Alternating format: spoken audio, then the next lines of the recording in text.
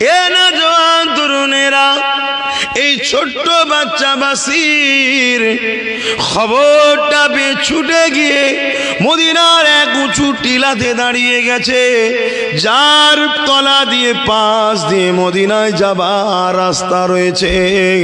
ওই বাসির ওখানে দাঁড়িয়ে আছে। আব্বা জান যদি ফিরে আসে আব্বা বলে ডাকবো।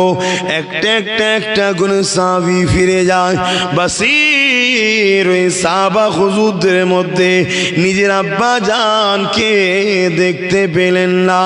এই যখনই দেখতে পেল না, কচি অন্তরটা কেঁদে উঠলো, চোখ দিয়ে পানি গড়াতে লাগলো, আবার মনকে সান্ত্বনা দিতে লাগলো, হয়তো আমার দেখা ভুল হয়ে গেছে, চলো মদিনার মেন রাস্তার গেটে দাঁড়িয়ে যায়, যেখান থেকে আমার রাসূলুল্লাহ সাহাবা হুজুররা মদিনা নববীতে প্রবেশ করবে।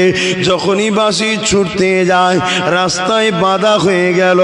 মাথাটা তুলে দেখে দিন দুনিয়ার বাদশাহ, দোনো জাহানের সুলতান নবী মুহাম্মদ রাসূলুল্লাহ দাঁড়িয়ে রয়েছে। আল্লাহ নবীকে দেখে ওই বাচ্চা বাসির বলতে লেগেছে, ইয়া রাসূলুল্লাহ হাবিবাল্লাহ, আমার আম্মা জান দুনিয়া জমিনে নাই, আমার আব্বা বড় গরীব ছিল। ইয়া রাসূলুল্লাহ আমার কাছে এসে বলেছিল, বাবা আল্লাহ আল্লাহ রাসূলের জন্য আমি লড়াইয়ের ময়দানে যাব, জানটাকে কোরবান করে দেব বাবা। বাবা তাই আমি আমার আব্বাকে ছেড়ে দিয়েছিলাম। ইয়া রাসূলুল্লাহ হাবিবাল্লাহ, আজ সাহাবারা বিজয় হয়ে ফিরে আসছে। হুজুর আমি জানতে চাই আমার আব্বা জান কি ফিরে এসেছে? ওই সাহাবাদের কাতারে আমি আমার আব্বা জানকে দেখতে পেলাম না। ইয়া রাসূলুল্লাহ হাবিবাল্লাহ, আমার আম্মা নাই, আমার সারা হলো আমার আব্বা জান।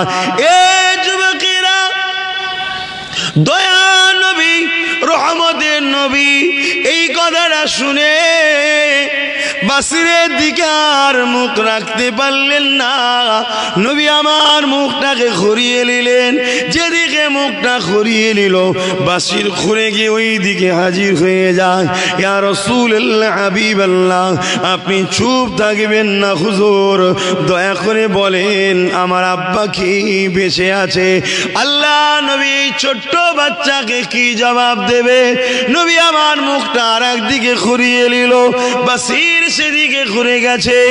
আল্লাহ নবী চোখ ভরা পানি গড়িয়ে গড়িয়ে গড়িয়ে দাড়ি মোবারক দিয়ে সিনাতে পড়তে লেগেছে। বাসির বুঝতে পেরে গেছে। জমিনে হাঁটু গেড়ে বসে পড়ে বলতে লেগেছে, আল্লাহ আজ আমি বাপ হারা মা হারা হয়ে গেলাম, এই জমিনে আমার আর